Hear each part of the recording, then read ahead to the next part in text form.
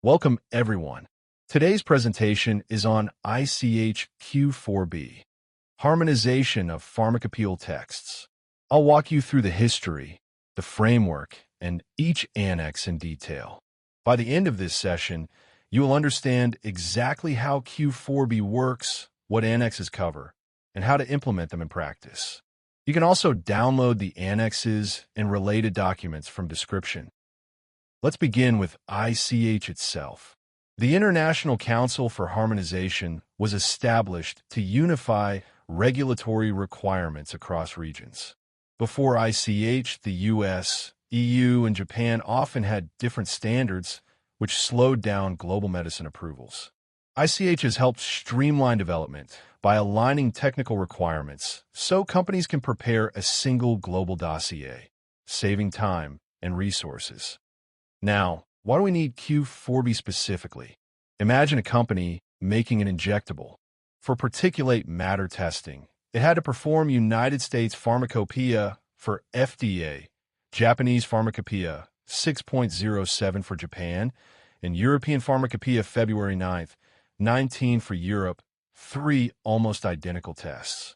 This created duplication, cost, and regulatory uncertainty. Q4B solves this by evaluating such chapters and declaring them interchangeable. Once declared, a test performed with one pharmacopeia is accepted across all ICH regions. The Q4B guideline defines the process. Whenever a harmonized text is ready, it undergoes evaluation by the Q4B expert working group. If found suitable, Q4B issues an annex declaring interchangeability. These annexes are the backbone of Q4B. Each annex corresponds to a general test chapter like dissolution, sterility, or friability. There are 5 steps. Step 1. Q4B EWG technical evaluation and back and forth with PDG. What Q4B does.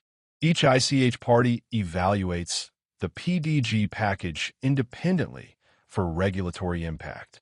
Q4B then consolidates, resolves issues directly with PDG, e.g., remaining differences, ambiguous parts, and if the science/implementation is solid, prepares a draft Q4B annex declaring interchangeability plus any conditions.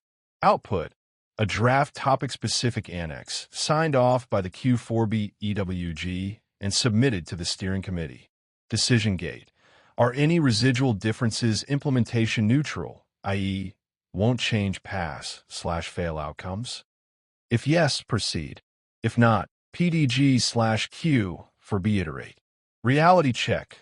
Risk: this is where drafts stall if the as-published JP/PH. Your/USP text diverge in ways that affect decisions, e.g., thresholds, apparatus options. Expect PDG clarifications or minor text tuning before moving on. Step 2. ICH Steering Committee, SC, signs off the draft annex for consultation. What happens? The SC confirms there is sufficient scientific consensus to release the draft annex for public/regulatory comment. Output: the Step 2 draft annex goes to regional consultation. Decision gate: is the package robust enough that regions can meaningfully consult without reopening core science? If yes, greenlight Step 3.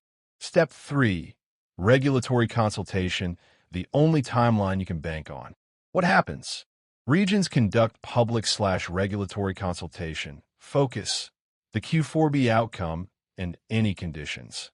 Typical duration: 3 months, guiding norm, not a guarantee.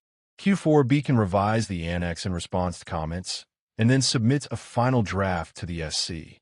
Decision gate: do comments require technical changes, rare, or clarification/conditions, common? Updated annex goes to Step 4.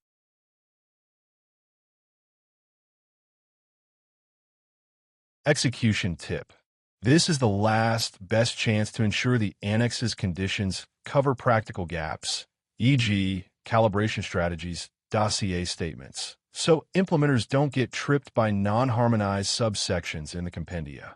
Step 4. Annex adoption. It becomes an official Q4B companion. What happens? The SC adopts the Annex as a standalone companion document to the Q4B guideline. Output: a final, adopted Annex ready for regional implementation, Step 5. We get an Q4B Annex. Topic title and Q4B outcome: the interchangeability decision. Any conditions, e.g., dossier items, apparatus constraints, calibration expectations, implementation timelines guidance, and regional notes. FDA/EU/MHLW/Health Canada. References to the compendial chapters for traceability. Step 5. Regional implementation, when you can actually use it. What happens? Each region turns it on through its own mechanism. Practically, EU, CHMP adoption plus coming into operation date. MHLW, Japan PFSB/ELD adoption notice. FDA, U.S. final guidance notice in the Federal Register. Only after Step 5 is the Annex usable as an interchangeable basis in that region. Timing differs by region. Concrete example from the FAQ Q4B Annex 1 showed EU coming into operation, a specific MHLW adoption date, and U.S. Federal Register citation, illustrating how date of use is region-specific even after global adoption. What interchangeable means for you. After regional implementation, you may substitute any of the official JP/PH, your/USP text listed in the Annex, and expect the same accept/reject decision, subject to any conditions in Section 2 of that Annex. This ensures that by the time an Annex is implemented, all three regions, FDA, EMA, and MHLW, are aligned.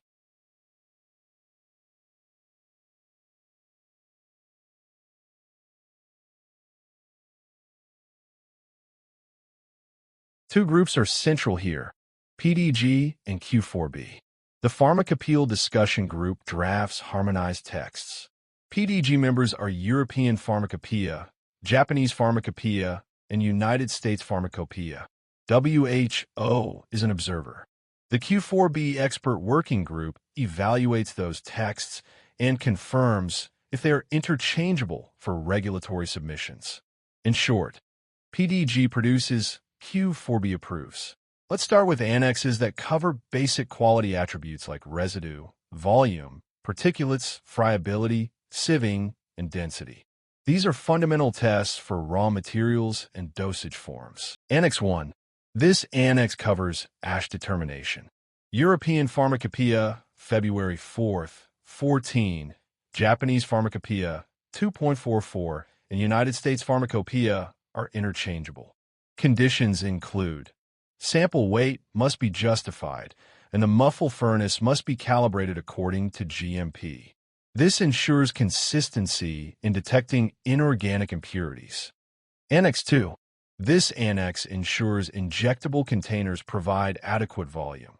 European Pharmacopeia, February 9th, 17, Japanese Pharmacopeia 6.05, and United States Pharmacopeia are interchangeable. Here, acceptance criteria are harmonized, so industry can rely on one method for all ICH regions. Annex 3 focuses on subvisible particles in parenterals.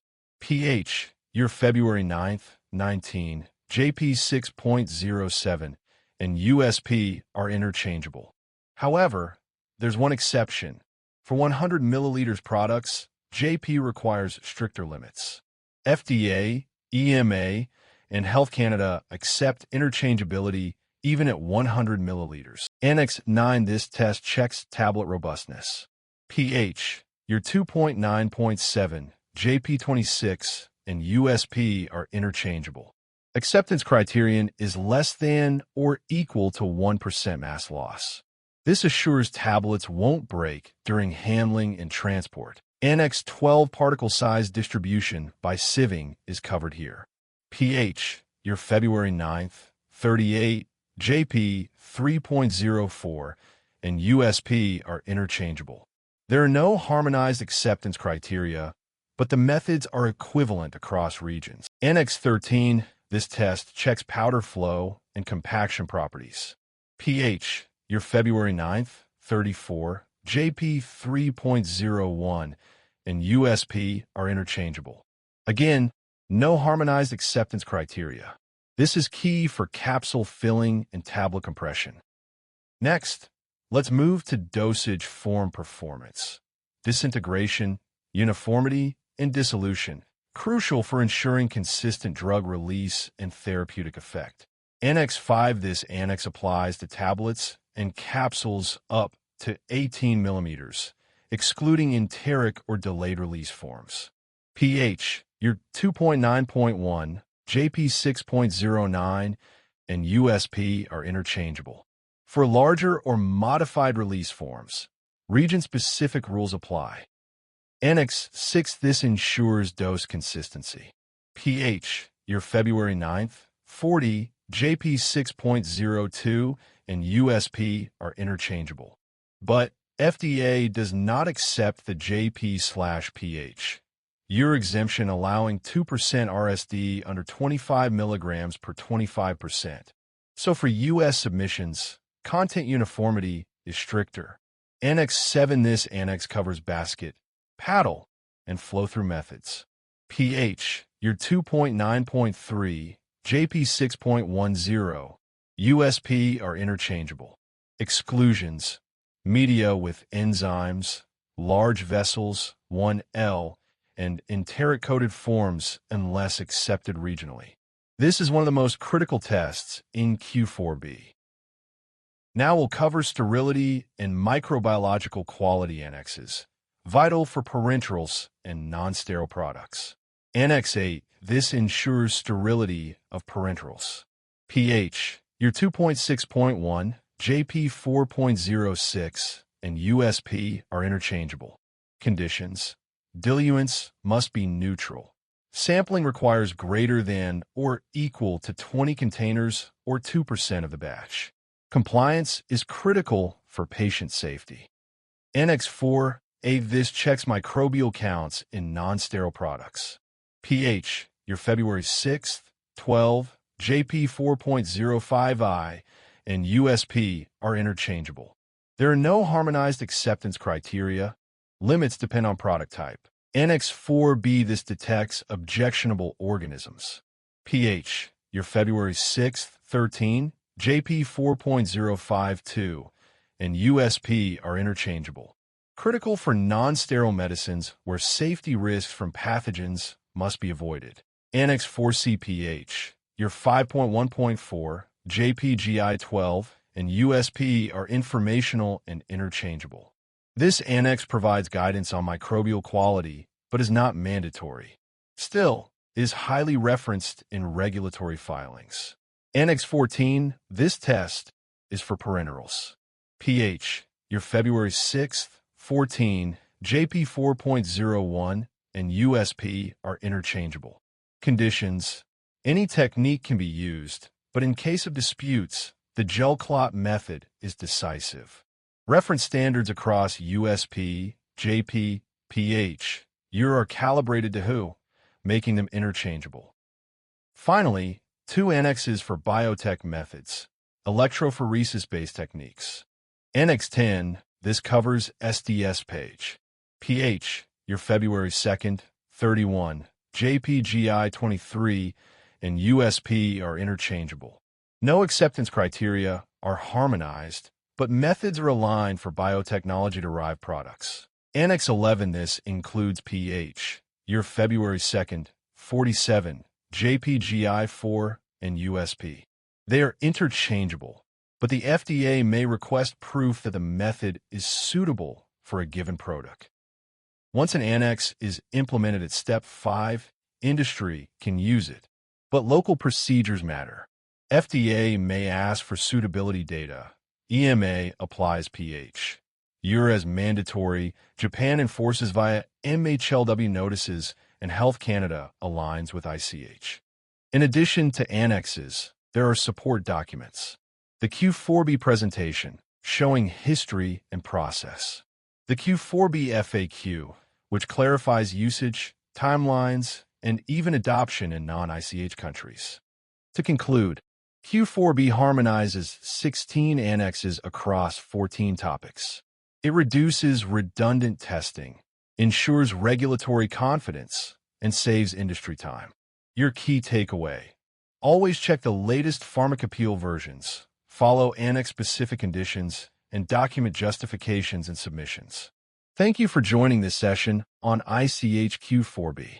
I hope this webinar gave you not just a checklist of annexes, but also the context and regulatory perspective. Now, let's move to Q&A. Please type in your questions about specific annexes, implementation challenges, or regional differences in comment box, and share your reviews to provide better and required information.